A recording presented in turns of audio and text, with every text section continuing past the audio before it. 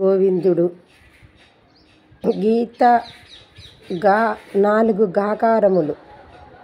ప్రారంభించు నాలుగిటిని ఎవడు కలిగియుండునో అట్టి వానికి పునర్జన్మ లేదు.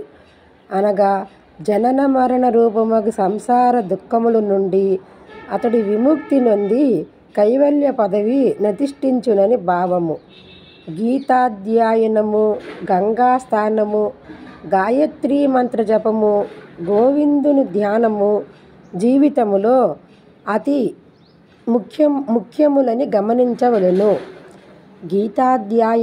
గీతాధ్యయనము, గంగాస్నానము, గాయత్రీ మంత్ర జపము, గోవిందుని ధ్యానము జీవితములో అతి ముఖ్యములని గమనించవలెను.